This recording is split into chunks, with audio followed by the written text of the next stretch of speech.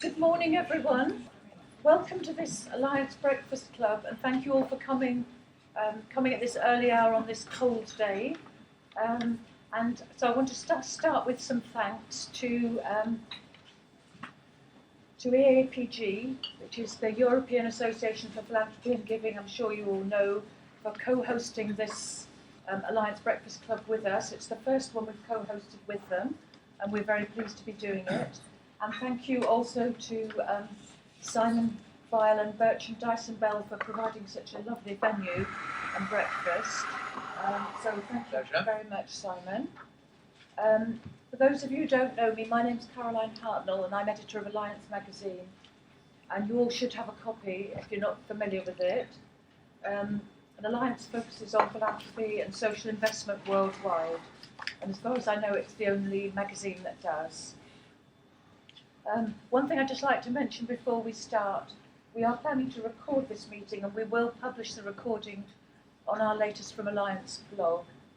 When I ask you to speak, I'll ask you to introduce yourselves. So please let us know if anybody's unhappy about being recorded. I'm sure you won't, but I just need to mention it. So today, as we usually do, we'll be discussing some issues arising out of the new issue of Alliance. So the special feature in this issue is on networks and philanthropy. And just to make clear, in philanthropy we include foundations, individual philanthropists, and all the people who advise them, and impact investors, so the sort of that whole field.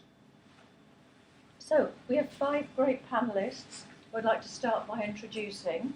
So let me start with, on my right, these are our hosts, with Sue Daniels, who's the Executive Director of EAPG, and Simon Weil, who is the partner at Bircham Dyson Bell and the chair of EAPG.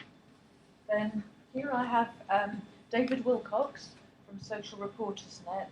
And David, nice to meet you, as we haven't actually met. And then here I have Marc Pfitzer from FSG, who's come from Geneva, so we're delighted to have here. And our guest editor, Harald Katzmair, from who's Executive Director of FAS.research, Understanding Networks in Vienna. So also absolutely delighted to have Harald here. So a few of the questions I hope we're going to talk about today. What can we learn from other fields about the role of networks in achieving social change? Because if you have a chance to look at the issue, you'll see that there are several contributions from people right outside the sort of philanthropy field. What does it mean to work with a networked mindset? And can philanthropies be networked and strategic? And what's the business model for membership associations in a sharing world?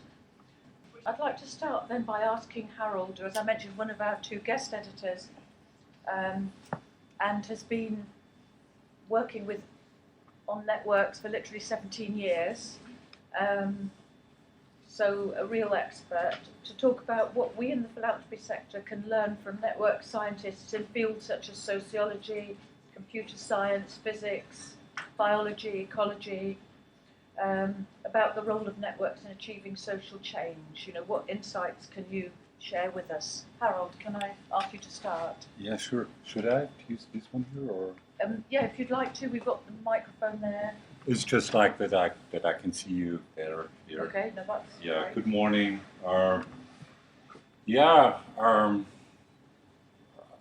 Obviously, our networks, or the word networks, has been a buzzword now for 20 years, something like that.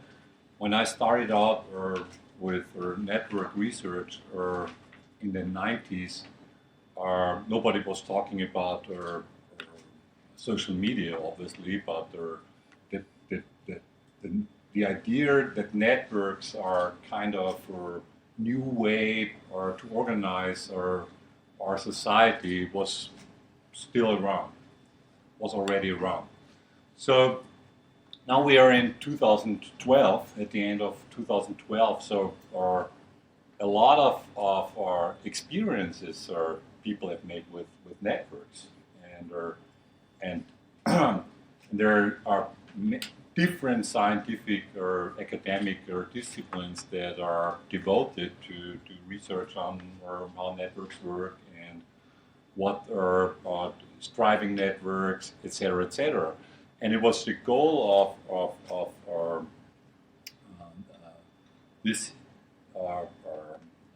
the December issue of Alliance to bring together not just the practical people who have done a lot of experience, who have collected a lot of experiences in the field, but also to bring in our people from ecology, social network analysis, etc.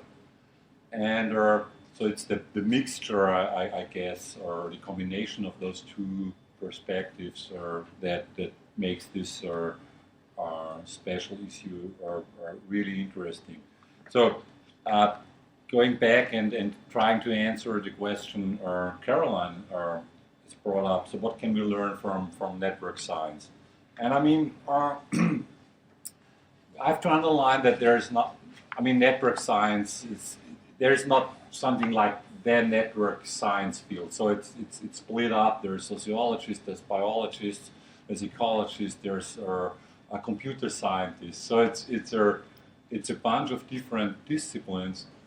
But what I can tell you from my own research and my own experience, because FAS is a research-driven consultancy, so we do real science, or we're part of the scientific community, but at the same time we're engaged in many different projects around the world.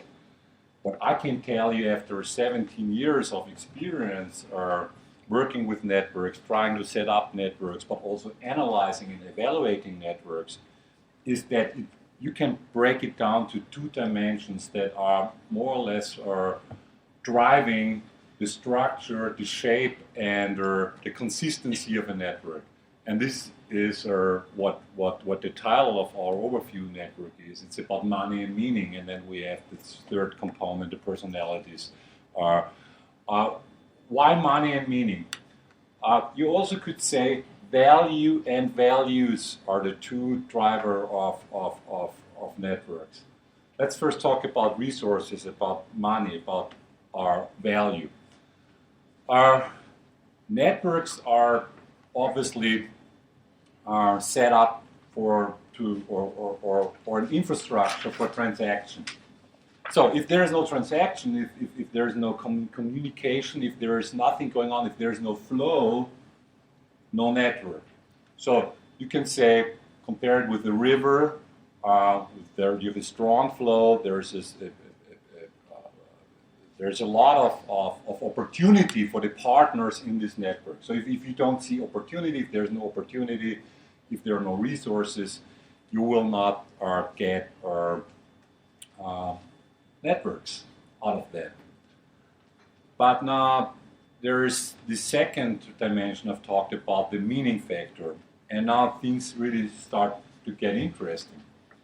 Because if you're just engaged with somebody at the transactional level and there is no social meaning component, this is just a deal relationship. Deal relationships have a very specific characteristic. You give something, and usually you want something in return immediately. So the discount, the time frame, the discount frame is a short frame. So the relationships are utility driven. They are.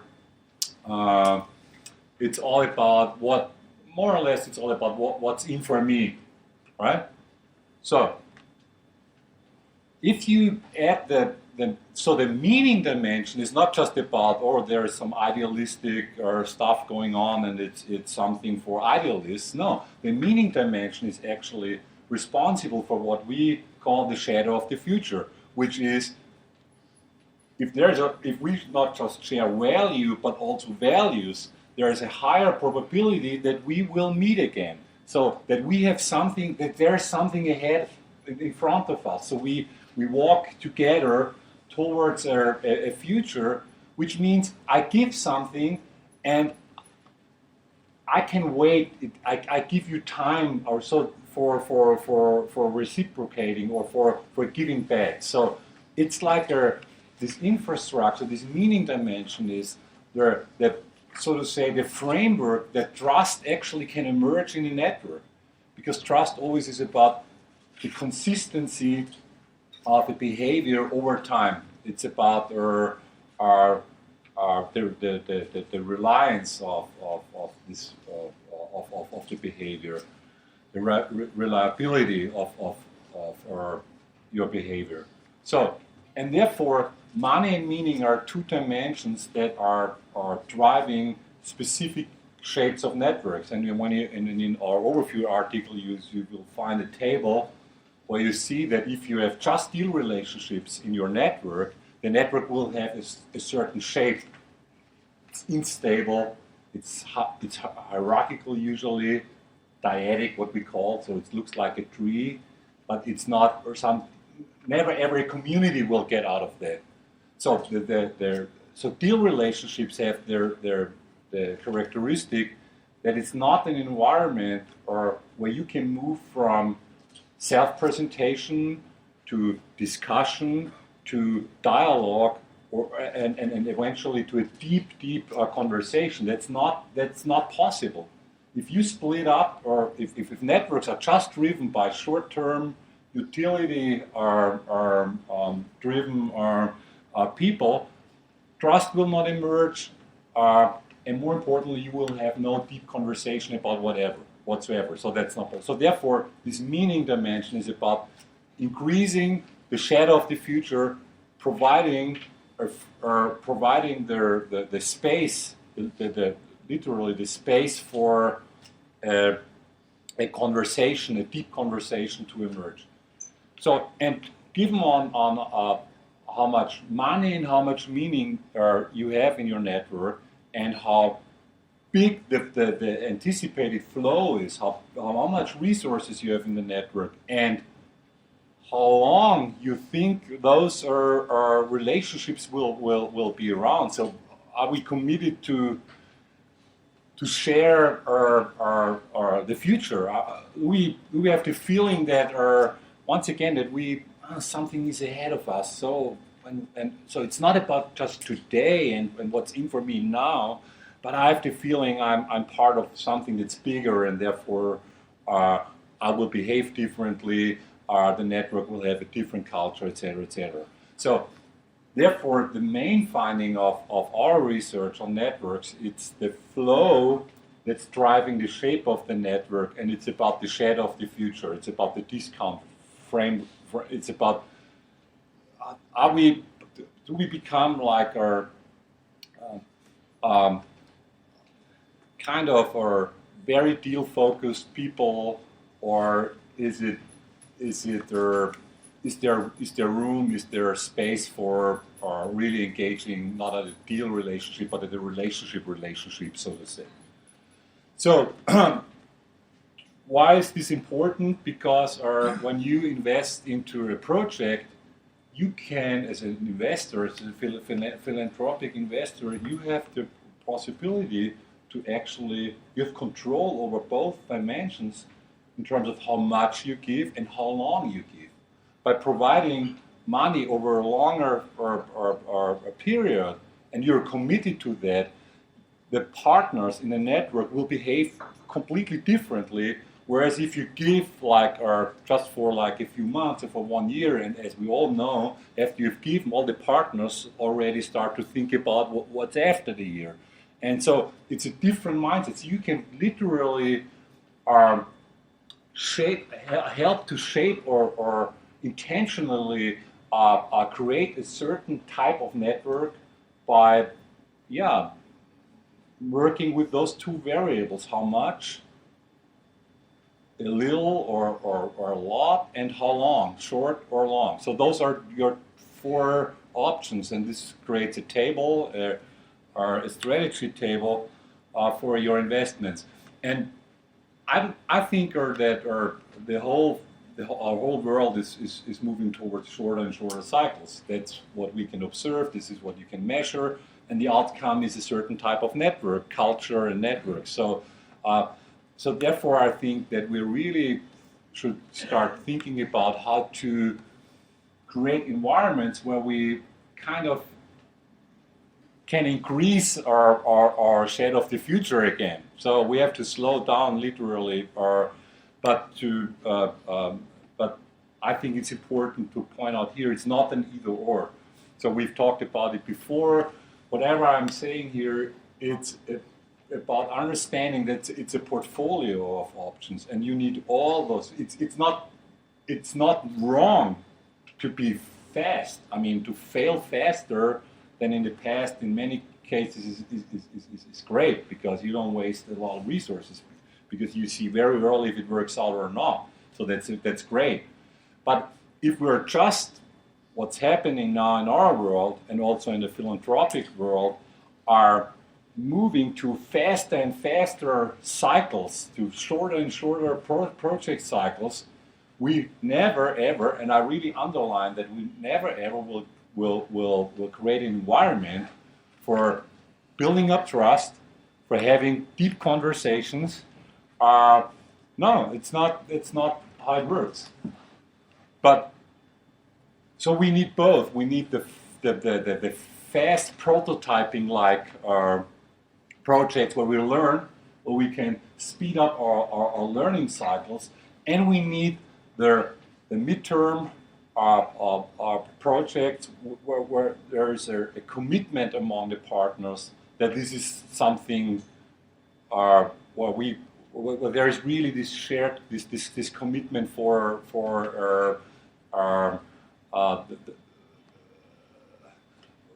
a future that's, I would say, at least 3 to 5 years, so that we add numbers to what is a long shade of the future.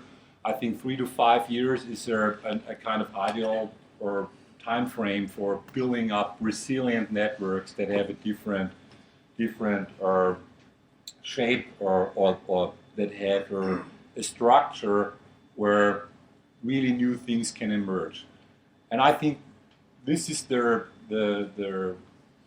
from a scientific perspective, I mean, for me personally, this was the main finding over the last 15 or 17 years. It sounds like it's very easy money, meaning, oh yeah, but it's not. It was actually a long road to get to this point that I'm able to articulate it in the way I've articulated it now. So therefore, I think this could be, or I thought this could be a statement at the beginning for discussion, because there are many elements that are relevant for practical work, for how to set up a network, and people have no time, they're under stress. Now we have social media to come back to the question, or somebody brought up at the beginning. Now we have the social media. Social media is all about speed. What does it do with networks? So what does it do in terms of our reliability and building up trust? So that's a really, I think, important question. And once again, we have to avoid an either-or mindset. So, but we tend to towards that we think that technology might kind of solve all the problems. I can say no, that's never ever will happen. So yeah.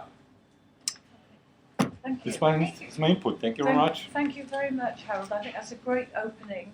I think what I'd like to do now is ask Sue and Simon, who are the people on our panel who are actually sort of involved in a network, to respond. How did that strike you? Perhaps Sue, as you're the day-to-day running of a network.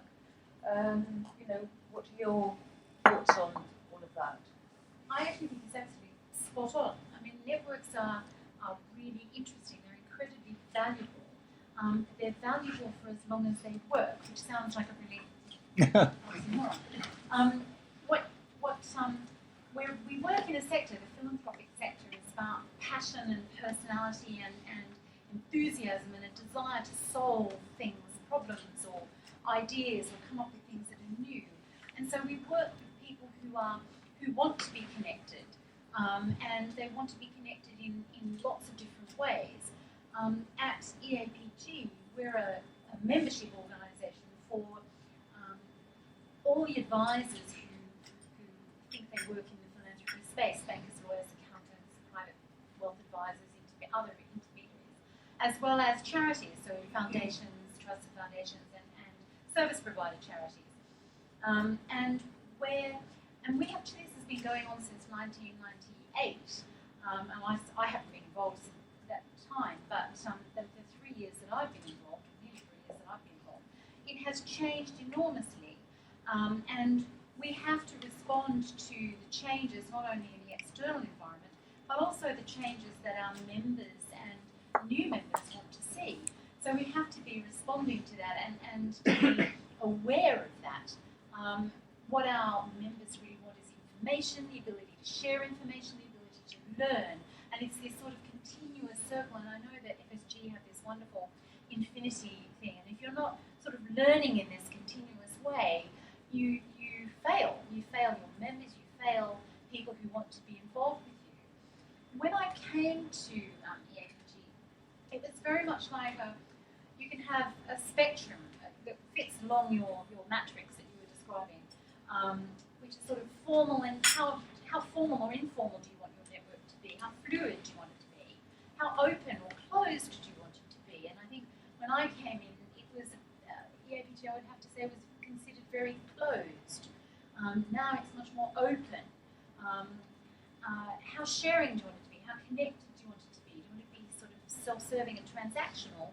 Or actually, to get things out of it, you need to be engaging. You need to have this constant transfer of intellectual stimulation and ideas. And the ultimate goal is to have, efficient and effective philanthropy and across, sectors, borders and causes. That's the ultimate sort of prize at the end of the game. And there's lots of different things that we need to do in the short, medium and long term to facilitate that happening. And I hope that that's what we've strived to do.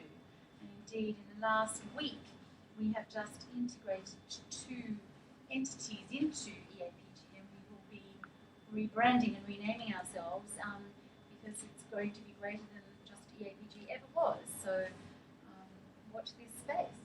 So you're not going to tell us about it? We've Philanthropy UK and the Professional Advisors Forum, which is another little group that started about 18 months, 2 years ago, are now part of, as the only legal entity of those 3 bodies, we've used EAPG as the vehicle for creating the organisation. Just between these 4 walls, it's going to be called Philanthropy Impact. So as we move forward, we will be changing, and it's very, very exciting. It will be greater than the sum of our parts, and we will be providing a much broader service. And I think that's how networks grow and develop. It is an ecology. We are in a space, and we need to constantly be doing that because resources are limited. And if you don't have the adequate resources to serve your network, you fail. So it goes back, I think, to Penny's question. How do you justify networks and resources? They have to be constantly fed and nurtured. Yes, I think the key to all this is a genuinely shared common goal of the kind that Sue described with the EAPG. But I think that in this whole area, that is the absolute core, because you can't have a network that is going to be effective and efficient without that common factor. And I think one example of this, which I thought might be helpful in a sort of experiential sense, is an organisation which many of you may know about called the Pennies Foundation. Now that was born out of the idea that you, at a time when resources are scarce, you could actually create an entirely new stream of funding for charities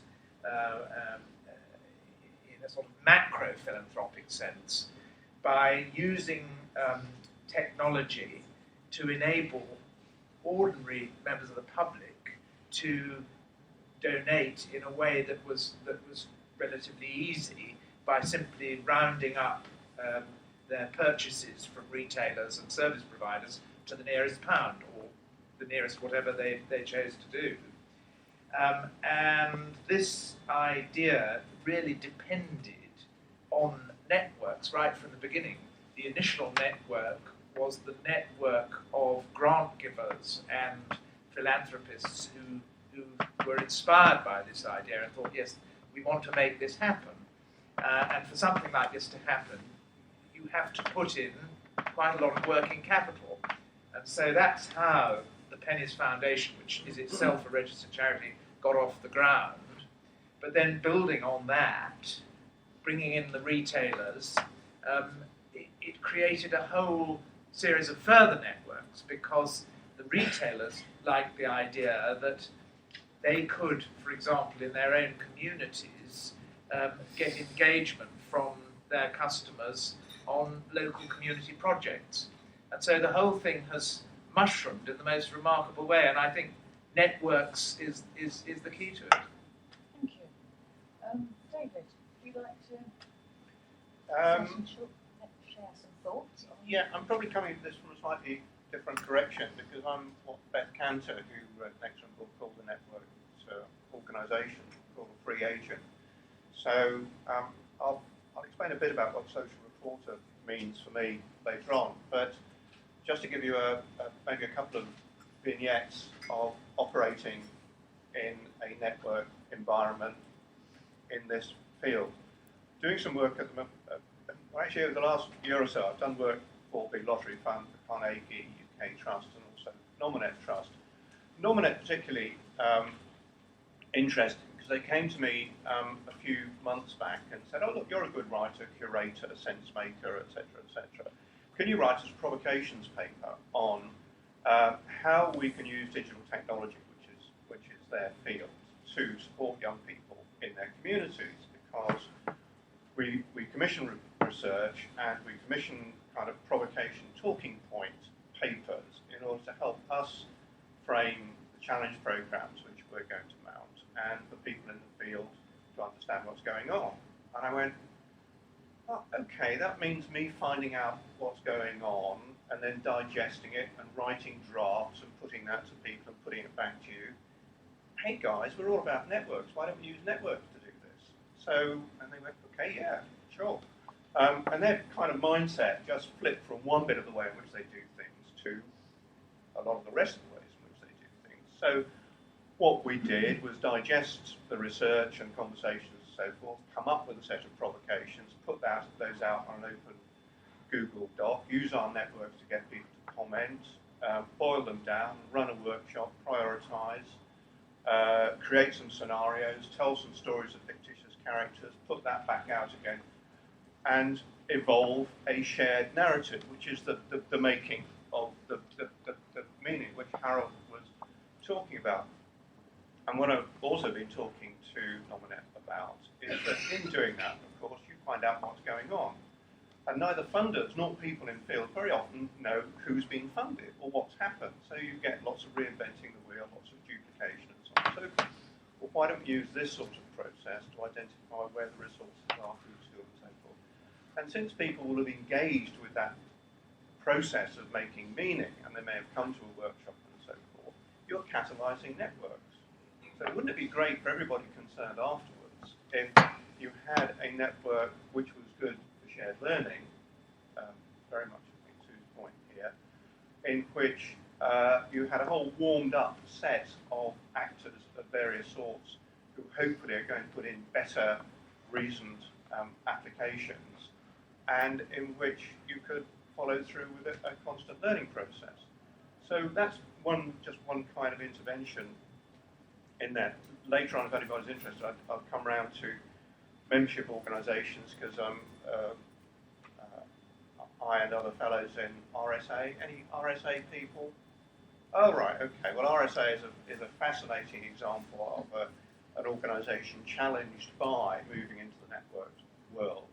And I think the issue there is, what's the point of being a fellow of the RSA what does it offer you that your Twitter friends can't offer you, or these days perhaps your Google Circle or Google Communities can't offer you. But just to summarise, I got into this because over the years I've been a journalist, I've been worked on development trusts and community trusts, I've been a facilitator, I've been a social media specialist.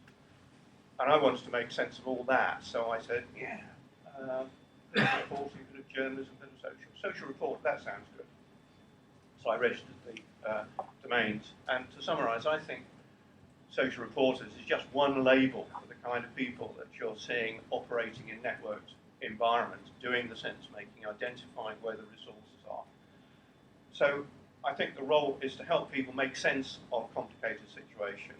I think it's about helping join up people and ideas, and it's about helping people learn to operate in more networking ways. And I think that means nurturing a kind of ecosystem, which is the network, and changes being needed for the individual learning how to be more networking, or organisations learning how to be more networking. And I would say jobs for the intermediaries who are doing the joining up. Would you agree that electronic media are no substitute for physical meetings of people?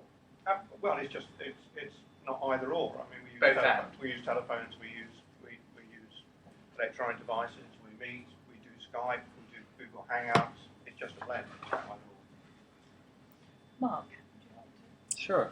Good morning, everybody. I thought Harald's words were very catchy, the values and value, because we've worked a lot on this issue of systemic ways of solving social problems. We call it collective impact, and have been working on it for the last 4 or 5 years, so not 20 years. We've stumbled it on more recently than you have. But it's interesting. Our sort of way of interpreting values and value is sort of values, I think, would be the social problem that we try to solve together. You know, who shares the passion, who shares the frustration of not progressing against a specific social problem. That's a wicked problem, as Jerry Solol would call it, from the European Foundation Center, those really complex problems. So that's the values. That's the shared passion that we've got an issue here, and we've got to figure out how to crack it, and we haven't been able to crack it in the past. And the value, of course, is the commitment, the effort that you put against it, whether it's resources, whether it's time, whether it's whatever it is that you put against it. So it is very much at the heart of how we think about this. So it very much resonated as we expanded on the meaning of networks. We stumbled on this issue by looking at some of the work we were doing across, hundreds of projects virtually, and we're trying to figure out the work that we were most excited about, and we started really picking up the patterns of people who were working in different ways to address social problems, and that's how we came up with collective impact. But I think the most important thing that we sort of first discovered on this was that actually the nature of the problem defines, or should define, the way you work against a problem. And it's great that we have a whole alliance focused on networks, but it's not the only way of working. But what was really helpful for us is we kind of grossly categorized social problems into 3 categories. We said there are simple problems, there are complicated problems, and there are complex problems. Those complex, really hairy, problems. And we said, actually, the way you go about solving those different categories of problems are different if we look at how foundations are acting, but other actors in the social sector. And said with simple problems, and we talk about, baking a cake as a simple problem, but, in the social sector, it would be, for example, providing shelter for a night, to somebody, a homeless person. A simple problem, we have a recipe. It's a proven recipe and solution. We've tested it multiple times. It works. You don't need a lot of experience. You need resources, and you can go about, solving that problem. Complicated problems are a little different. We talk about sort of sending a rocket to the moon, or, leading a vaccination campaign for, against, an immunization campaign in a developing country, for example. With those problems, basically there are known protocols, known formulas of ways of doing things. They need to be adapted. You need a lot of expertise and a lot of experience in the subject matter in order to do that, to solve that problem. But if you apply that expertise, you apply known formulas, there's a pretty good chance that you'll succeed. And then there's the wicked, complicated, complex problems, right? And with those, there's no recipe, there's no known recipe. There's always, circumstances and factors around the problem always are changing. They're always different.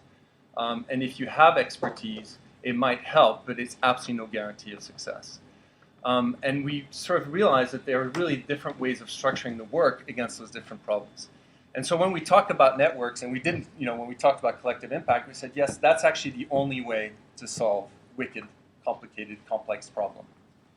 And then we went about figuring out what people were doing in tackling complex problems, and a lot of things that have been mentioned already by the panelists are on the table. So again, I think it's important as we frame this discussion to really think about which type of problem we consider when we go about dealing with this, and what are those complicated, complex problems. And it's clear in complex problems, and that's what we write about, that isolated action, working in a silo with a known recipe won't work. And yet we're so structured in working against that in whatever problem we tackle. And it's only indeed in the interaction of actors in a system that we can begin to make progress against those problems. And how we structure that, we can talk about it perhaps in the course of our conversation. Thank you. Harald, have you anything you'd like to say in? No, I really like the statement now, because it's really important to understand that certain network structures are obviously required. As you said, if you have a problem that's actually solved and it's about scaling the solution, come on, let's do it. And then specific hierarchical networks are absolutely a good way to do it. The problem is that the most problems are wicked problems. or more and more problems we discovered that they are actually wicked problems. And the problems of wicked problems is that there is no natural stop criteria. So there's no sign when we can be sure, now we've solved the problem. Like social justice, or I don't know. It's done. We've done it. Climate change. Conflicts. Right. All those things. Just want to point out one thing regards social media, because I think that's important, because this is not a technological problem, but it has something to do with the mindset. Obviously, networks work if there's complementarity, right? If there's diversity and complementarity, we can help each other. So we can create value because we're different. But think about social media. Social media the algorithms of social media is aligning people according to proximity and similarity. So it's about, we share the same, blah, blah, blah, and therefore let's hang out here. And that's a trap. It's a problem, because we have those communities of people who are too similar in order to help each other. It's because the whole social media world is set up to bring together people who are similar. That's their goal. But as I said, I think it's not a technological problem, because you can come up with complementarity algorithms. So you can, with matching algorithms, where we kind of try to find who could fit together because they are different enough, but share some common purpose, etc., etc. So, and I think this is a huge challenge, and a lot of and subject to experiments to come up with those algorithms. And I think those matchmaking algorithms I've learned that are almost 1/3 of the people now meet their partners on the internet, and I think there might be really some interesting knowledge and experiences how they match people. Maybe there's something we can learn from those platforms, because once again, we're too similar. That's a trap. That's the similarity trap. We feel well. We share the same goals. Wonderful. We understand each other. But how can we mobilize resources if we are actually the same or too much of? That's the social media risk that I see. And can I just interrupt you and just ask you, because to say something about coral reefs. Now, I know this might seem a little bit off message at this point, but if you remember, one of the things I asked Harald originally was what can we learn from, other systems, and I think one of the things that I felt came out of the special feature that he hasn't touched on explicitly yet is the importance of diversity for sort of resilience of networks and for resilience generally, and this is well illustrated. If you could just maybe say something very sort of briefly about the coral reefs and what we're learning from that about diversity and resilience and different feedback loops, right. One stepping in for the other.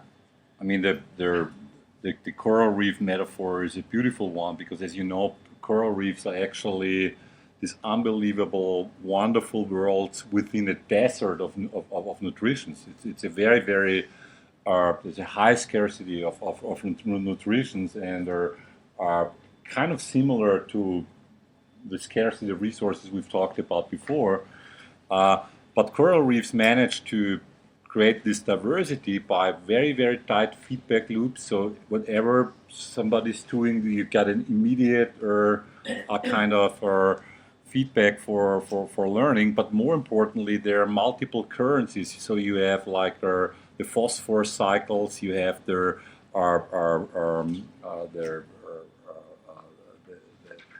CO2 cycle. So you have different cycles that are linked. That they are independent, but there's an overlap.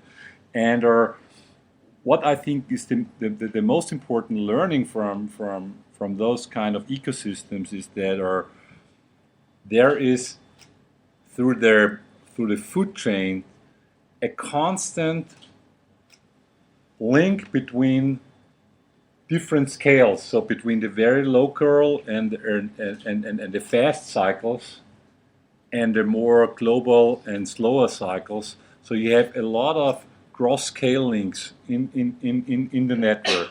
So it really manages to, you have this big fish, but the big fish and the bacteria that are feeding on the skin of the fish, and everything is linked with everything at different scales. That's the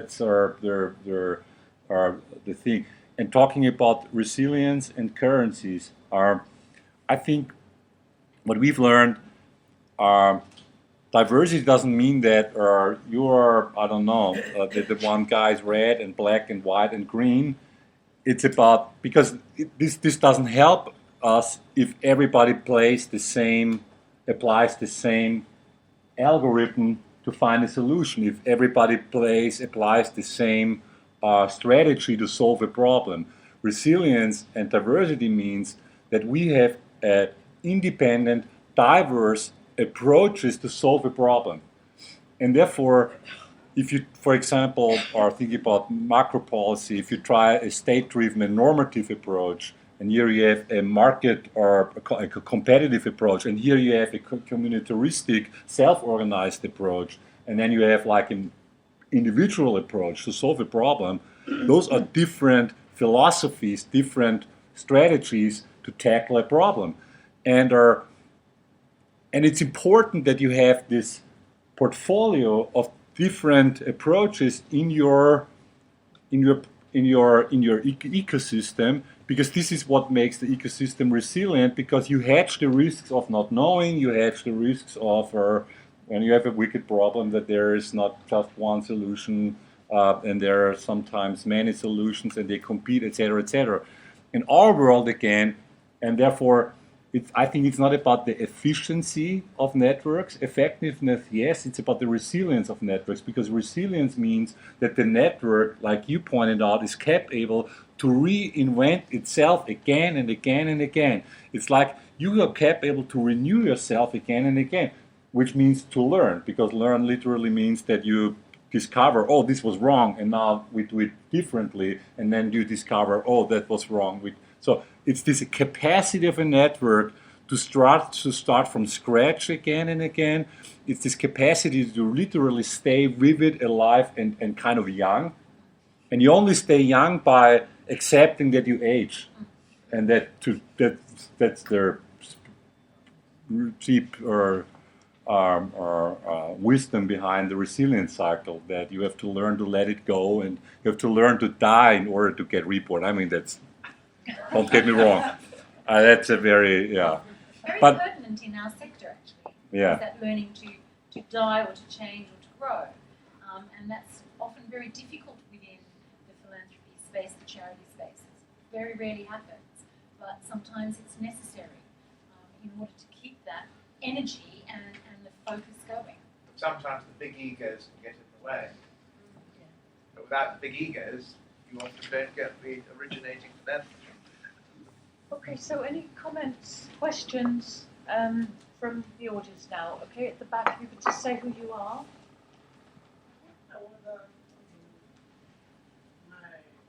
Okay, does anybody on the panel like to, or anybody in the audience indeed like to comment on that? Can you reframe that? My hearing was okay. I think the comment was about networks tending to have a sort of old boys club Exclusivity.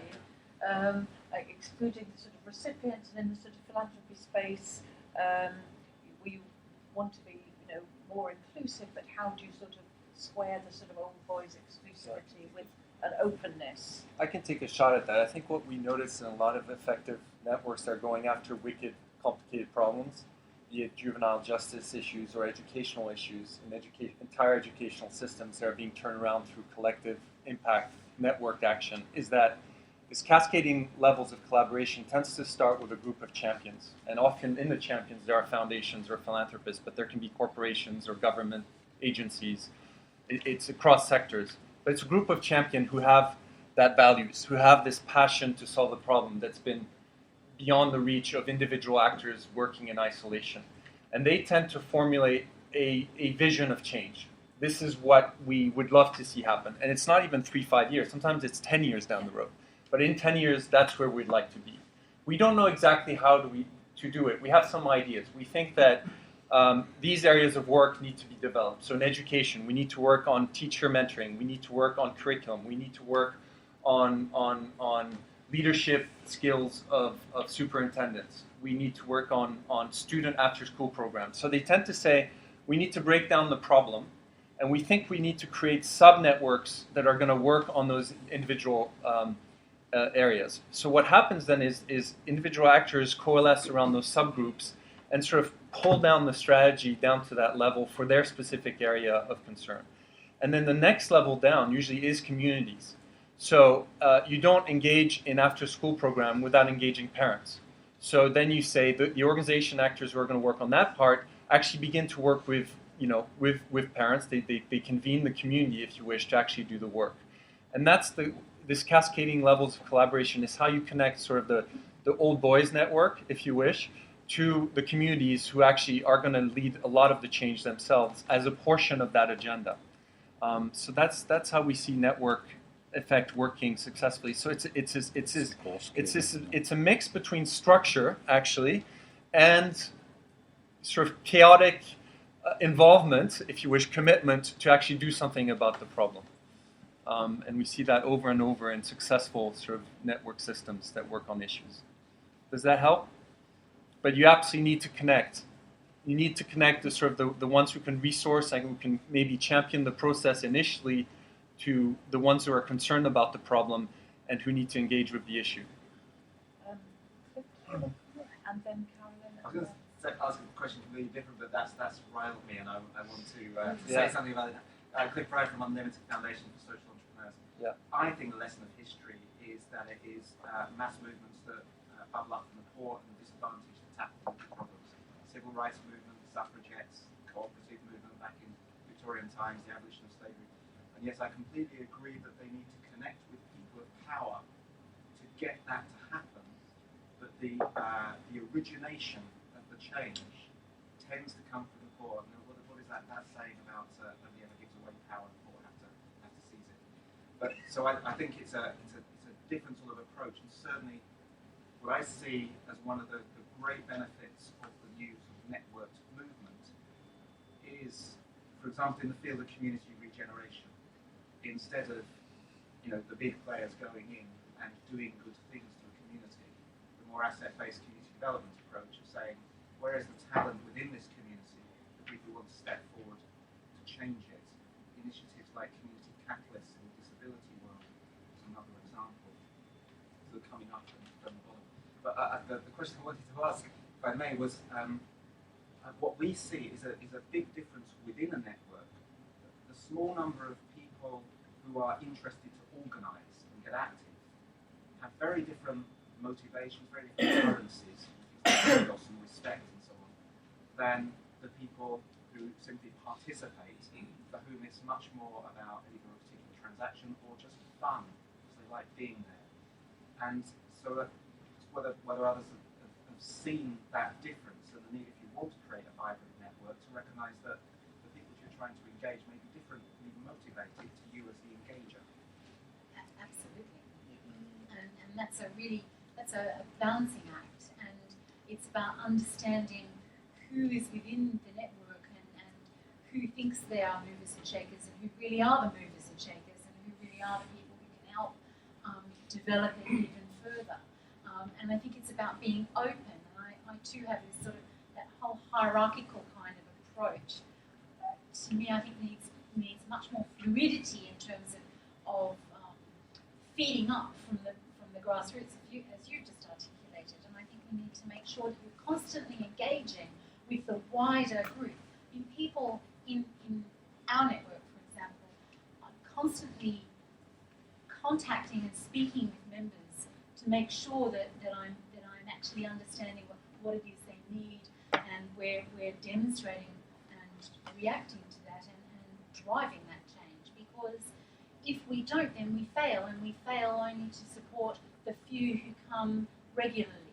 And actually that's not necessarily the people that you really want to engage with. You want to engage with a much wider group who are beyond the membership to bring them in. And that's a constant sort of challenge, and it means putting on things that are of interest. Yes. Okay. Caroline. I was really going to say exactly the same thing, that this model of a... Could you introduce yourself? Sorry, I'm Caroline Hartnell. This model whereby a group of clever people decide what the solution is and then the community implements it is something I'm horribly familiar with in the field of development, and particularly in the field of peace building. It is actually the way the aid system is largely structured now, and we're trying to challenge that with an initiative called Local First, which is about, if you want to do something, first look for the local capacity. Don't just assess the needs, assess the capacity. But I also want to pick up on the other point about the social function networks, because I think that a network that only has values and value will work in a professional environment where, I'm professionally engaged to achieve a certain kind of change. But actually, a lot of change happens because people are giving up their personal time. And that sort of change will only work, I think, if you acknowledge the social dimension of networks. So, for instance, I'm company secretary of the Sri Lanka Campaign for Peace and Justice. One of the ways that we've kept this group of volunteers going is because we have our board meetings over dinner, so it's fun. There's a lot of thinking, and there's a lot of social networking and media, email and Twitter stuff. But the thing that keeps us engaged really is that we enjoy meeting each other. Physically meeting. The network for social change, which I remember has a huge amount of social value as well as kind of philanthropic value. And so I think this is really another dimension between the social media and the face-to-face. It's the whole dimension of what makes it fun. I think if I just can respond to that, because I think you're absolutely right. It's not solutions, then let's mobilize a network. But we talk about intentionality combined with emergence, meaning you've got to have an intention. You've got to pool an intention to solve a specific problem. And it can be pooled in various ways. It can come from a bunch of leaders, who can be in communities, who can be in organizations. It doesn't matter where it comes, but you've got to get that sense of intentionality. You've got to have a boundary around the problem that you're trying to address. And that's really important, to have a way to define that boundary. Otherwise, you're in a loose, endless way of things. But then it's emergence. So the solutions emerge through the network, through the action of people in different parts of the problem. So we can't, I think, swing the other way completely either, right? We can't say, well, it's not about having a theory of change and solution and imposing that on grantees. We can't swing all the way to, let's just let the network happen. And you've got to have an engine, we call it the backbone, that kind of coordinates and structures that intention to solve the problem. You mentioned slavery. I mean, without William Wilberforce and a small group, I don't think it would have happened quite like it did, the abolition of the slave trade, to support what you've just said. Well, maybe just put together the point Harold made about social media and algorithms and so forth with the question, and I agree, the way that the network providers will construct their algorithms is to help you find and like other people and so on.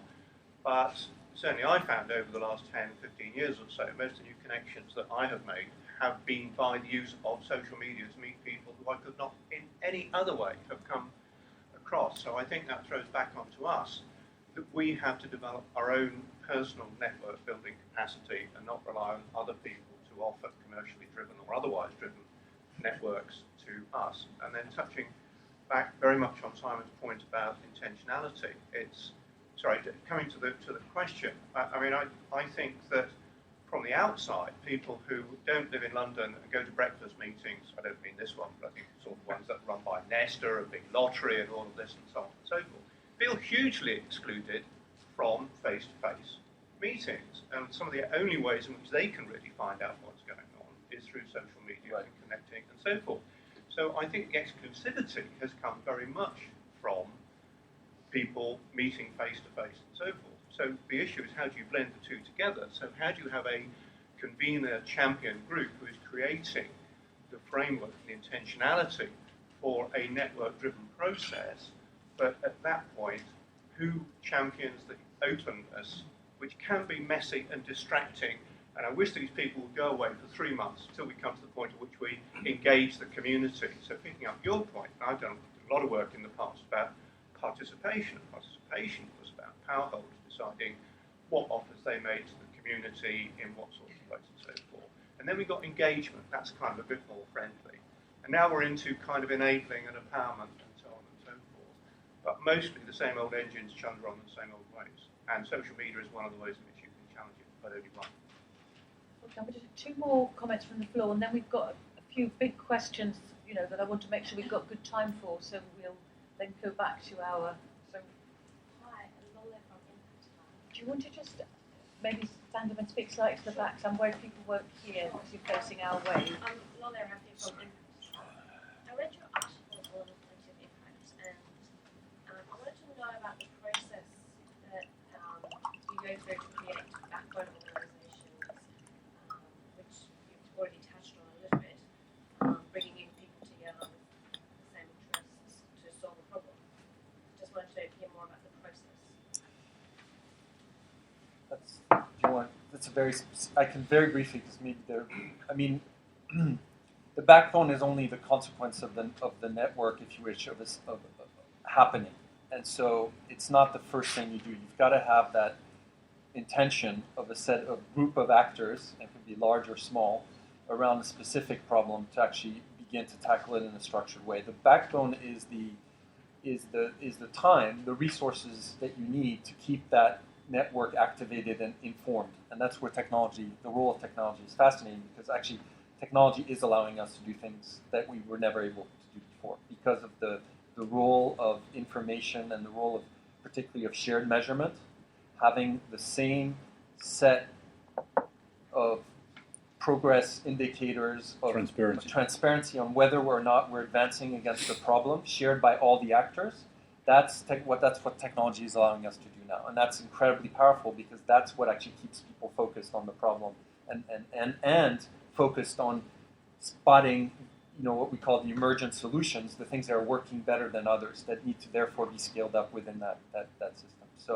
So the backbone is a consequence. You need a set of individuals who activate that information, who built that shared measurement system, who keep the continuous information on what's happening with the sub-networks that are tackling their aspects of the problem. Now, you need that. You cannot function in a collective way without that backbone. Where it comes from, it can come from any organization. It can be created anew. It can be docked onto a government agency. It can be created as part of, an NGO can take on that role. It can come from anywhere. And again, it depends on the circumstance. Who is perceived to be neutral against the problem? Not, this is the funders group that's now taking over, the backbone. So there's an element of neutrality that's important, but there's also sometimes organizations that already have contact with those organizations that already have the information that are natural candidates for backbones. So there's no standard recipe for backbone, but what's clear is you need that capacity. And it can be a handful of people, or it can be 30, 40, 50 people. It can be large organizations. Tommy Hutchinson from IG's. We're a world community of social entrepreneurs. We created the largest network for social entrepreneurs in terms of countries, over 200, in a relatively short period of time. I think we're about the third largest in terms of actual numbers. But when we started out, one of the more established networks that we worked for many, even more than 2 decades, said to us, nobody will join your network unless you have a very strict criteria of entry. And we kind of instinctively felt that wasn't the case. And within a matter of weeks of it even launching, we had the head of innovation of Microsoft, very senior people at, say, Channel 4, and they were connecting up with 18, 19-year-olds in places like Pakistan, Nepal, and so on. And that raised a very interesting question, which is, do you base networks around a certain entry criteria, a certain elitism, or do you base them around causes? And I think networks that are based around causes will attract all kinds of people, and there's a respect within that we're all from a different place, a different background, a different history, a different experience, but we're all trying to do something about this particular issue. And I think that, in a way, the social media type network, as opposed to the traditional club, is a much more egalitarian, almost meritocratic kind of, certainly more democratic kind of approach. Oh, sorry. Obviously, yes, because it mobilizes much more energy from this meaning world, or for this meaning dimension, purpose-driven networks, communities are definitely have the ability to substitute, at least for some time, for some, let's say, small period of time, for a lack of resources. The problem is, will this purpose-driven network, your network, be able to mobilize resources? And then we are in this kind of complicated, or probably even complex situation, that resources are centralized in our world and are controlled by a few powerful or corporations, etc., etc. So they are not there. There's a parallel distribution in networks. So you have just a few participants who really have a lot of resources to give, and you have a lot of people who participate, and they hope that they get something out of. First, they give their passion, but what's then after they've given their passion and their time? What's their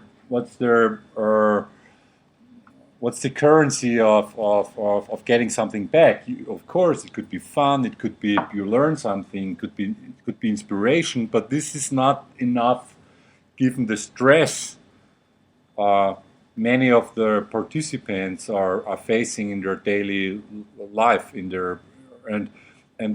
this goes back to the question of how fast there's about product life cycles and about how fast is how fast are the cycles in the networks. And if networks are under stress, you have this natural tendency that we switch to this, what I've called before, deal mentality. So you're like short or spot market mentality. You check out, is something in for me, and if not, you're out again. So what I want to say is, purpose, yes. Causes, yes. Passion, everything, yes. But eventually, and this brings me back to what this gentleman over there said before about what is our theory about the relationship between the core and the periphery, or the grass tops and the grassroots, and where does the change come from? And when you check the literature on social movements and revolutions, Charles Tilly at the Columbia University, unfortunately died 2 years ago, is a very, very good source to start out with that if you're interested in the history of revolutions and social networks. And he said there's just one pattern. I mean, he studied from the American Independence War to the changes in Eastern Europe, all the different revolutions and French Revolution, etc., etc. And he said, there's not a kind of law behind that. So if this happens, and then you have a revolution. But he said there's one finding, there's one commonality over all those historical stages and setups. A change, a revolution, only happened if there was a force that managed that there was a split among the elite. If there was a crack in the elite, so if because the elite holds the resources, right? So the emerging bottom-up energy was strong enough that you have had a polarization within the elite. This is the only, and if the elite doesn't get polarized, and if you have no crack and split in the elite, no radical change, so to say. And how do you create or a crack or this polarization in the elite? It's just through values, visions. It's the story.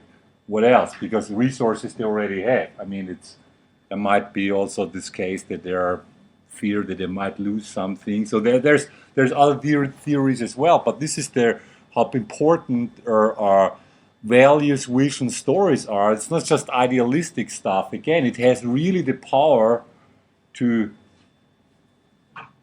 shift or to change the constellations within their core of networks. So that's Charles Tilly's finding, and I think it's at least worth to think about it. And also, revolutions are extremely risky agents of change, because the destructive force that a revolution can unleash can often outweigh any good that it produces. Absolutely, and there are examples too many to mention at the moment. Yeah, right. I agree. Did you have a comment? I think it's really interesting. I come back. There was an article in the Alliance, and I can't remember who wrote it, but talking about the sort of the prosumer. And I remember, and when I was reading it, I was thinking, actually, sometimes consumers or people who are engaged in these networks don't necessarily know what they want. So there is a point where the insights that certain people have about what might be the future, or a view of the future that a group of people might have, actually might be the catalyst of change that needs to go forward. So yes, there's that whole interaction, and whether it be face-to-face or a mix of face-to-face and social media networking, and all of those things are really actually sometimes there needs to be something else, a catalyst that comes in and says, actually, we should be over here, not here. I mean, if we didn't have people who thought right out of the box, we wouldn't be here because we didn't have iPads and iPhones and things like that. You know, no consumer said, I want an iPhone. You know, it's got to be something completely different. So we need to have that disruptive thinking, that out-of-the-box thinking, that out-of-the-box way of coming to a solution. And that's what this whole sector is often really good at doing, which makes it very exciting and very vibrant. Okay, thank you. I think I'd like now to move on to our next question, which is the question, can philanthropy be networked and strategic?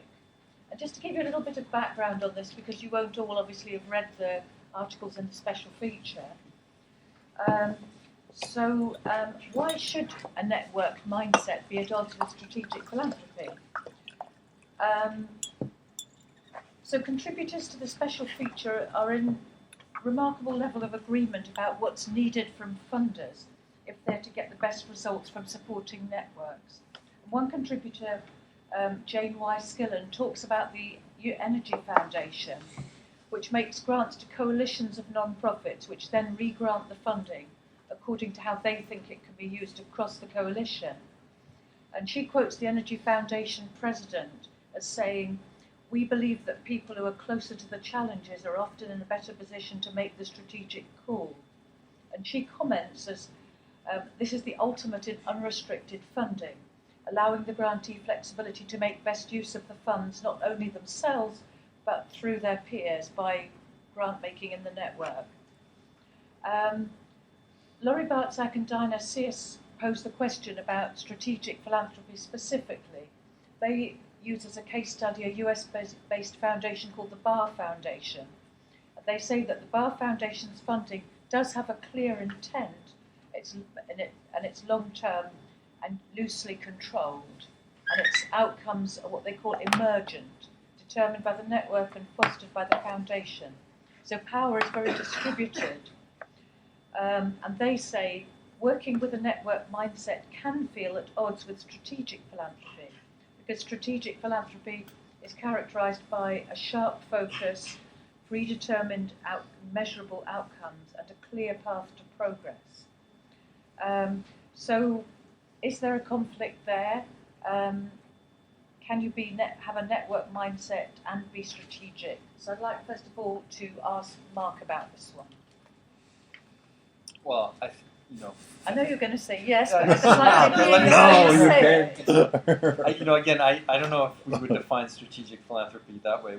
You might want to define it as, trying to advance, progress against any social issue, trying to be strategic. So, in which case, there are many ways to do that, and some may be appropriate if it's a complicated problem or complex problem, and some may not be. So, back to what I was saying earlier, I think you can be totally responsive as a foundation if you're trying to replicate something that's proven and you want to just resource that. There's absolutely no problem in being responsive and not, but it is being strategic because that's what's needed to advance that particular problem. So again, I think on complex problems, working through a collective impact or systemic way of thinking about addressing the problem is extremely strategic, because that's actually probably the only way it's going to work, based on the nature of the problem. So it is being strategic to actually let solutions emerge as you progress, but based on a pretty strong, I think, theory of change, or not theory of change, but intention of what needs to be solved, and nurturing the process rather than funding the solution. So the bar example is correct. But I don't, in what we see, it doesn't mean then you just let the coalition decide where it's going to put the resources. I think that may work on a specific situation, but in other cases, there's a lot more needed there. There's a backbone to be activated. There is shared measurement to be funded. There is a role of philanthropists in addressing these wicked problems and bringing others to the table in order to engage more, mobilize more resources, which are always needed indeed to support this network. So yes, you can be strategic, but it doesn't mean being hands off. It means being very, very much engaged as a champion in the process. Can I just before? And I could give examples. This is So I ask other people to come in on this. Yeah. I just then make it a little bit wider. Is there a conflict, perhaps between? I think nobody disagrees. There's a tendency for philanthropy to favour impact measurement, and which must involve some sort of presetting of expected outcomes, and the sort of mindset that might be required to get the best out of a network.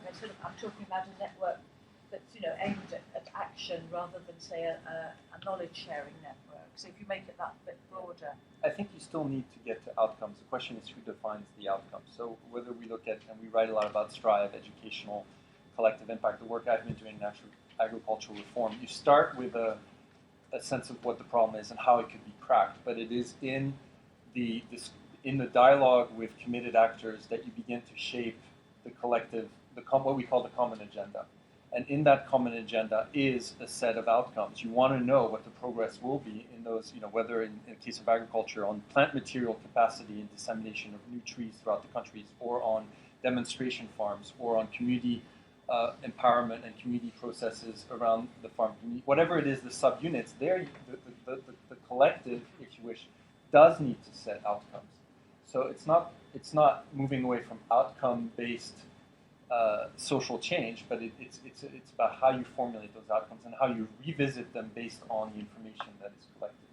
And there's a whole new field as a result that's what we call I can't even say that because I'm French speaking, but developmental evaluation is a new way of saying we will actually we will nurture the learning process and the progress against those outcomes, which will help us refine and develop, and refine the strategies and hence the sense of outcomes that we need to reach as a collective. So I hope that's... Yeah, okay, can I just push before just one further? Yeah. I was at a recent conference, and this is reflected also in some of the articles. There was somebody talking about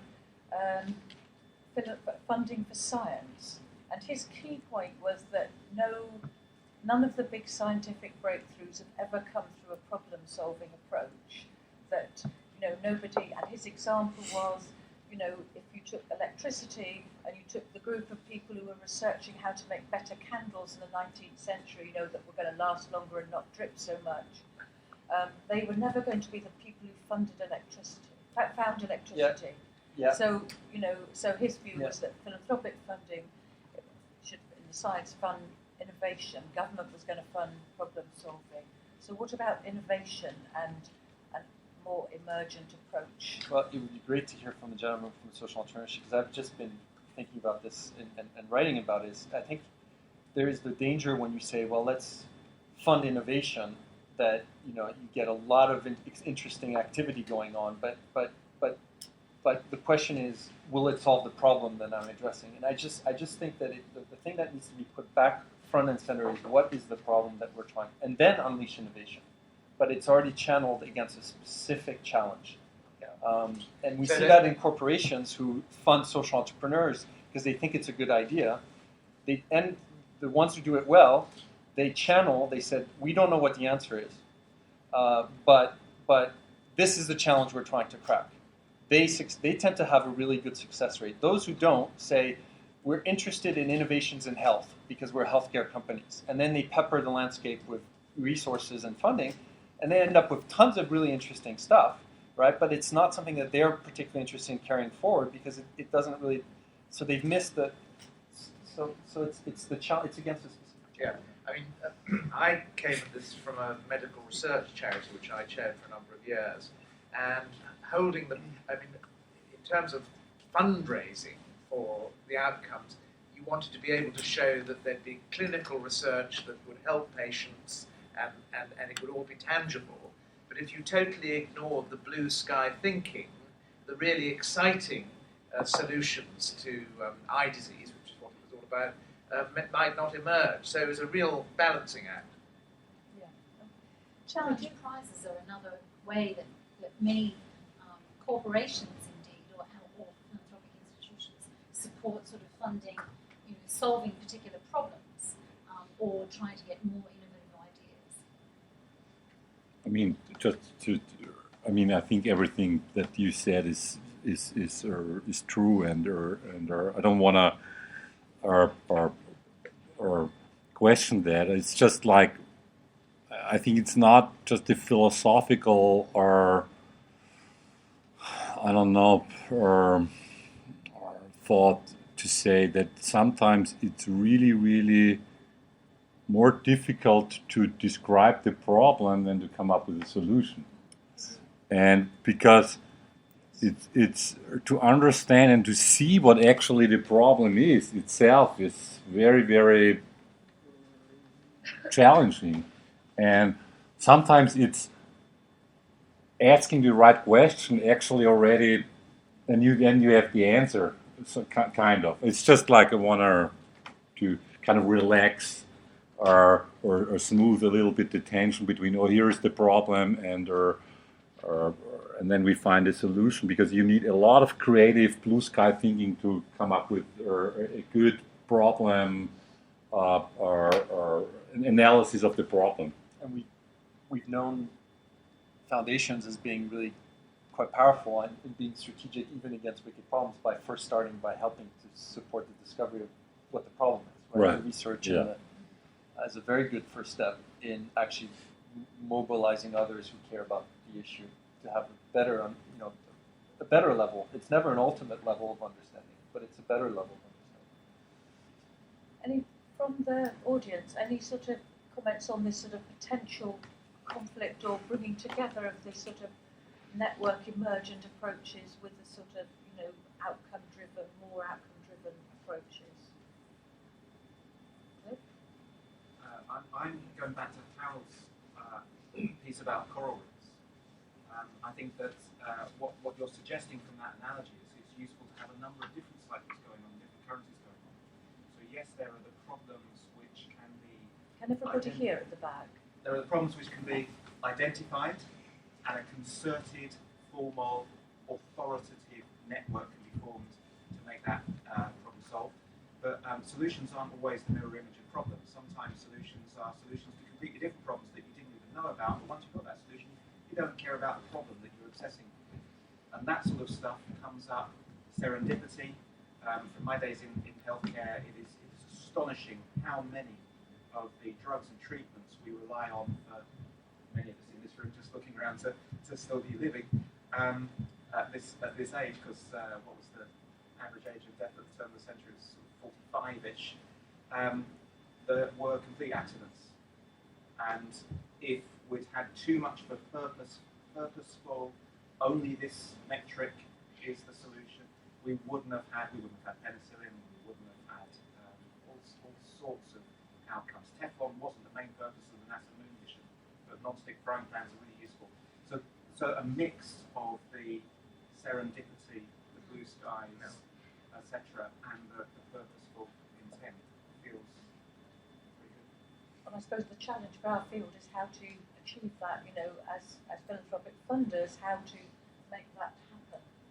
I think it's the kind of process which Marc is talking about with really big stuff. I just give kind of a micro one. The thing I'm doing with Nominate Trust at the moment, we started off with the challenge of how can we use or how can we help people use digital technology later in life, and went through a process of generating propositions, ideas, solutions, workshopping it, opening up, and so forth. And we've got it down to here's the main storylines, and here's 10 kind of propositions. And I've now punted that network-sourced set of ideas, framed initially by Nominate, back to the Trust to see if they will write into that, and we are potentially really interested in this or this or this. So that's in a very micro way, a kind of relationship between what's their strategic objectives in this and what's being crowdsourced and coming up. What would be really interesting is if we are able to take that forward through the funding challenge and network development and kind of serendipitous exploration. So I think it's back to it's back to developing process. Okay. Anyone else from the floor on this sort of Tommy and Diana, and then I think we'll go on to our final question. So I think it was Henry Ford who said, if I asked my customer what they wanted, they would say a faster horse. I think that kind of linear type approach to problem solving, where are we here now, how do we get there, has its limitations. In terms of creating networks, I think in designing our own network, we learn far more from entertainment, the world of entertainment, than we ever did from any other business networks. And in fact, actually, to allude to one of your earlier comments, probably dating sites taught us an awful lot more on how do you get people onto a network and keep them active than anything that existed in the business world before. I also think it's important not to overcomplicate problems. I mean, NASA was trying to design how can they write when they're in space? And they spent $100,000 designing a pen that could write in space. The Russians took a pencil. And often these solutions are so much more than we sometimes make out. Can I just because I think this is what we call in network science the cognitive distance between different fields. So I mean, innovation in 90% of the cases is just an import-export business. You take something that was invented over there at the end of the corner and ship it somehow over there. That's the main. That's why the McKinseys of the world are kind of make a lot of money, because that's what they do. They ship knowledge from cognitive distant fields, and they are the brokers. They build those bridges.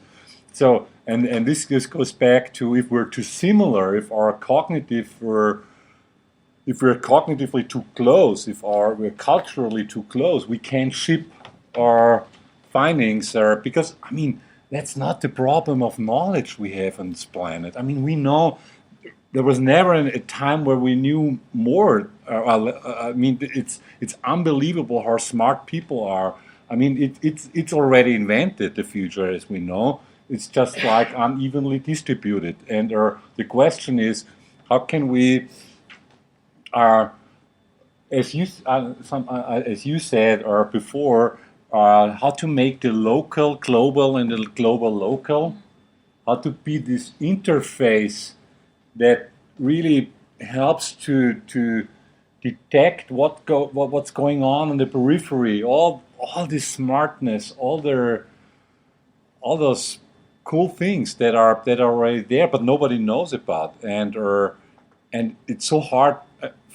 And there's the thing with the cores. I mean, the cores, if you have a highly monopolized network, and you have a lot of innovative stuff going on at the periphery of the network, and the core kind of is just cherry picking.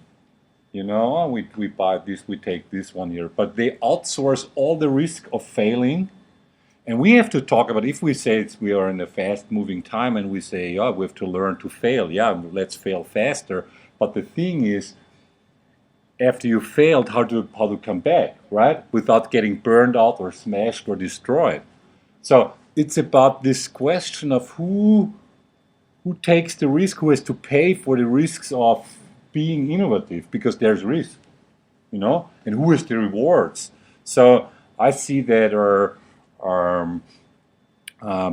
we have to talk very, I think, openly about that, because it sounds so, innovation, it's cool, everybody's talking about innovation. Yeah, but most things fail. We know that. Most things fail. So what happens with those who fail? How can we build up capital and capacity and not destroy capital and capacity because those people are lost, or I don't know, lose social reputation because this is a failure, went bankruptcy and bankrupt, and therefore he starts to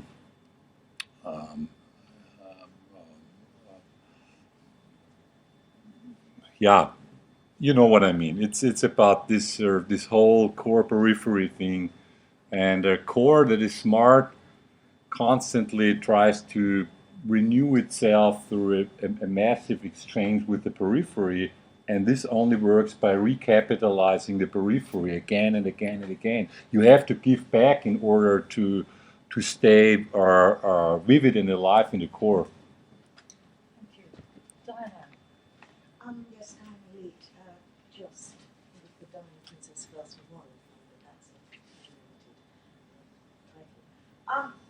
It seems to me that in terms of what foundations actually do, one of the problems is that we talk about it as though they were all trying to do the same thing, and they're not.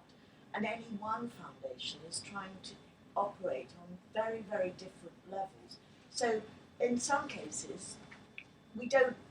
The problem is that we don't know what to do. We don't know what the answer is, and we barely even know how to formulate the problem. In other cases, we do know what to do. We know exactly what to do. The problem is a lack of resources, or because there are vested interests and obstacles of politics and power to get that thing that we all know is the right thing to do, is the solution, embedded. And in the first case, a network may be, well, we don't know what to do, may be fabulous because you multiply your chances of ideas and sparking off and so on and so forth. In the second case, the wrong network may be absolute death because it is the network that prohibits. Is the problem. It's the problem. Yeah. So to break the network can be the solution. So I sort of feel frustrated that we talk about it as though it were all one thing, and it's But very, aren't we very getting different back to what things. Marc said about simple, complicated, and complex? Yes. That if you've got a simple problem, you just want a pretty straightforward, linear approach, if Yes. you like.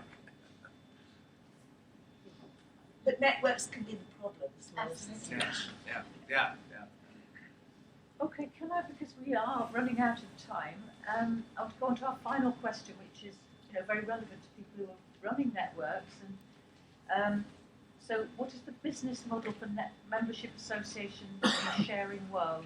Now, I'm not going to say. I'm going to ask David to sort of outline what the problem is and to look at the solution. David. Wow. Oh, we talked about this. Yeah, we did. Okay, well, two kind of things. So some RSA people in the room, so that's probably one conversation. But I'll start with another one. I did a piece of work recently for Carnegie UK Trust, who have been running for about the past 4 or 5 years a really good online space linked with face-to-face activities called Fiery Spirits, which was a space, a community of practice for people engaged in rural community development.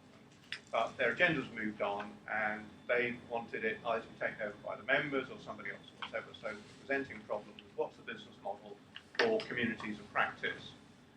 And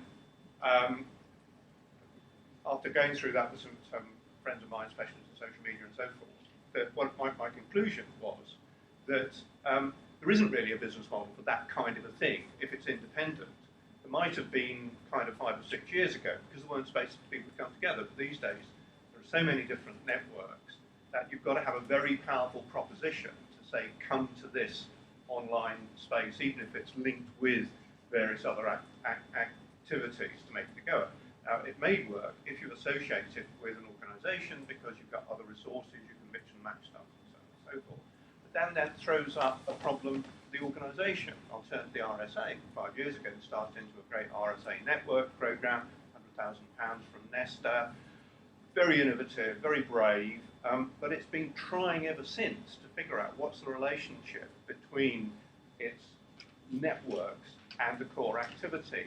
And the difficulty comes down to, if you want to do good stuff in the world, as RSA is about, then you need to have interactions with people out there who are not members. If you want to make membership a closed opportunity, then you want logins around the stuff that you do, and there's value within the login. That's a fundamental contradiction there, because for network activity to do good stuff in the wider world, you have to cross over boundaries. So the real challenge there is what can the organisation offer to its its members, which they can't get from, as somebody said to me, well, why pay 140 quid to the RSA when actually I can get all the people that I want through Twitter or this, that, the other, and so forth. So a real challenge in that. So I don't have the answer, but I think it's one of the most fascinating areas to look at the moment because it throws insights and light onto a lot of the other things we're talking about. Go on. No, yeah, go on, Well, then I'll ask you. The trouble with membership organization in the sense of solving a social problem is were they created to solve that problem? And often they haven't, right? So you talk about membership organizations and foundations, and I've been there. I've been trying to sort of, say how, because that was what we were asked to do. How can we bring all those concerned about the Arab Spring to actually do something together? Well, the reality is they come from such different angles about that particular problems, or they have experience in such different types of countries that they don't share the pain or purpose to make it more positive that allows that collective impact to happen. So the membership wasn't created to solve that problem. It was created to share knowledge about philanthropy in general. So, for example, right? But so it's the nature of the membership that gets you in trouble when you actually try to solve specific problems. And you can't take a thematic group on health or education and get that thematic group of funders to agree on what the problem is, because there are 250,000 problems under that umbrella, right? So I think we've got to, in this whole thing, we've got to think very, we've got to be conscious of the limitation of the membership structure, how far it will get you towards a specific problem. It may get you as far as getting a better handle on a problem or on the landscape of problems. Then, therefore, one funder, one foundation will say, okay, that one's for us, but the membership to go after this is not this group of people, it's, people in the community, like the lady in the back said, or organizations in the community.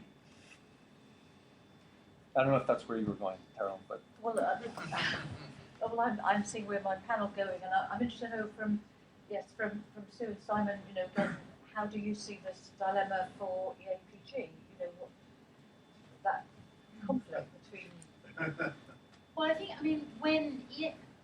what's really interesting about EAPG is that since its inception in 1998, it has changed and developed over time, reflecting the needs and challenges and issues around the provision of philanthropy advice and dealing and talking to how advisors and other intermediaries talk to philanthropists and potential philanthropists, and how charities or philanthropists themselves, when they set up a trust or a foundation as a grant maker and or as a charity seeking grants, funding or funding from an individual philanthropist, how this all interconnectedness works.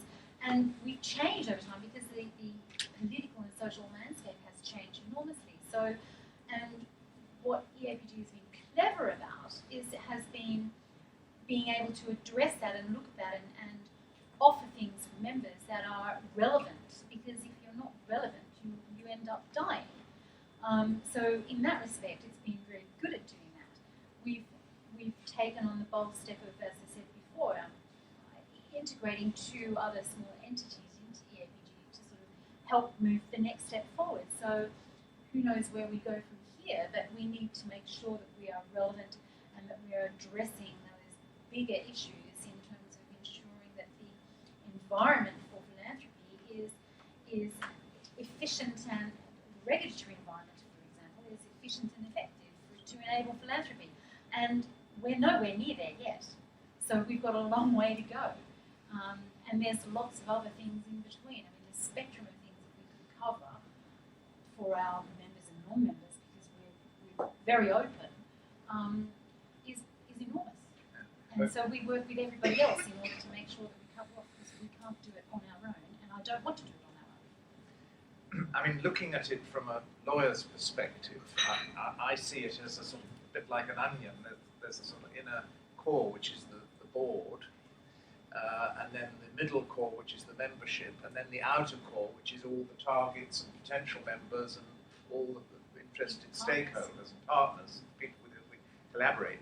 But at the risk of being controversial, I would say, asking about a business model, I do think that for it to be coherent and to operate effectively and not be diverted with massive members' meetings all the time. It's a good thing to have a legal membership that is the same as the board, because then you have an effective model, but open at the same time, so that you're open for people from the membership to come onto the board. But if you could, in my experience, my legal experience of these sorts of organisations is that if you have a large membership, all with legal voting rights, you can divert and dissipate energies. That's my view.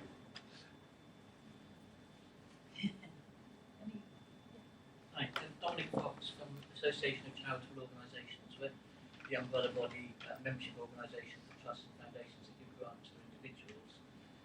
We were established in 1946, and it was an interesting time, I think, because our oldest member was established in the late 1500s. So this posed the question to me: what did they do for 400 years before they formed ACO?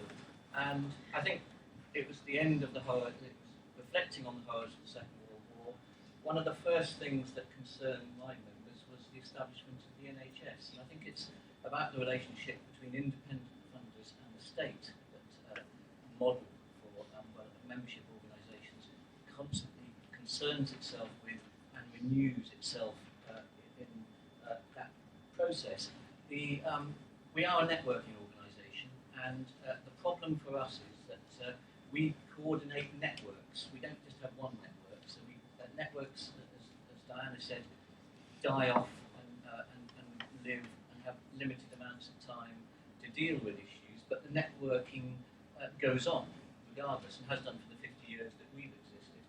And I think there is a real strong feeling at the moment in this time of austerity of the need to work collaboratively, and I think for us it's about network to network, actually, rather than individual or organisation. But the big dilemma for membership organisations at the moment is who pays this.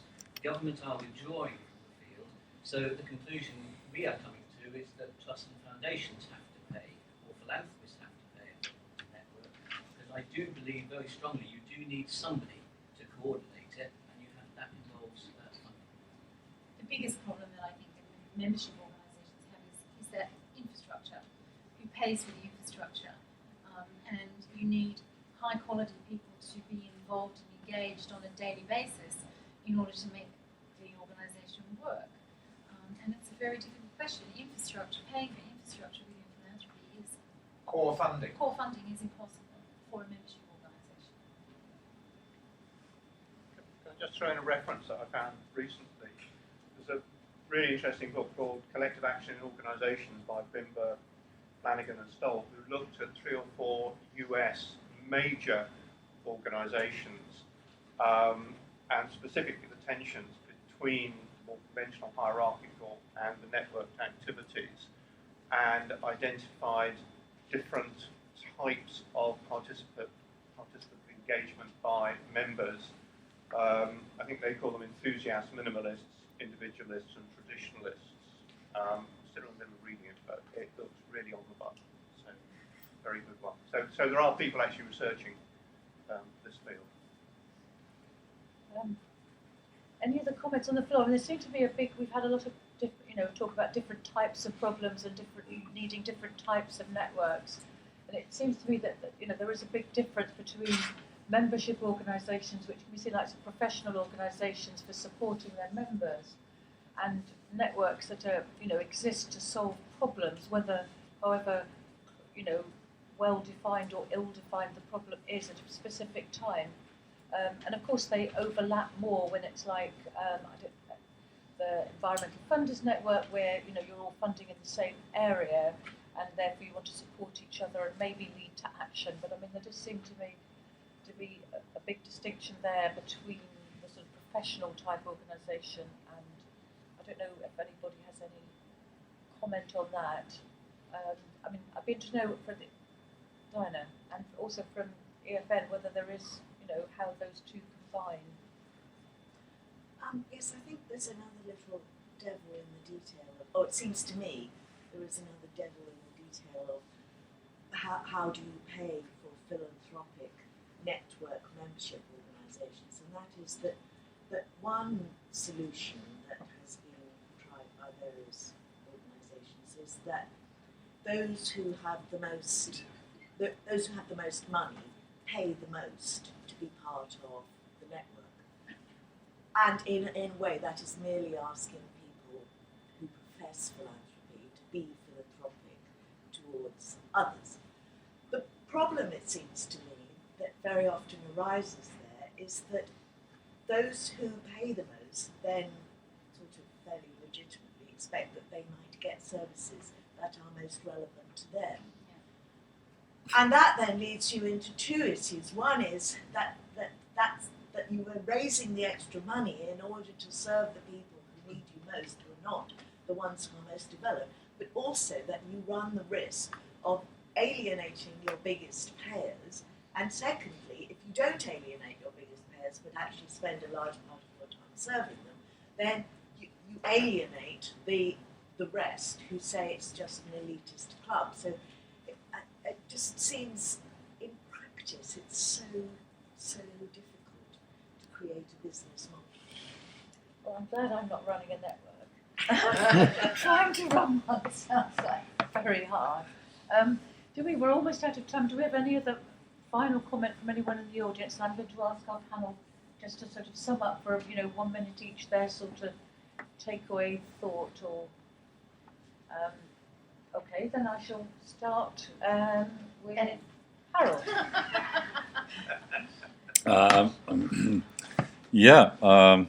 I mean, it sounds simple or simpler than it is, but it's really, we have to learn to do everything to avoid either or models. I mean, this is just exhausting or leads to discussions or to debates that are just drain energy or to really find this kind of ecological approach that everything has a specific role and we have to understand it, and once we link all those roles we really can create something that's vivid and has the capacity to sustain and stay adaptive and open. So it's the mindset behind what we're doing here is I think are so important and I just have one last thought. I mean, sometimes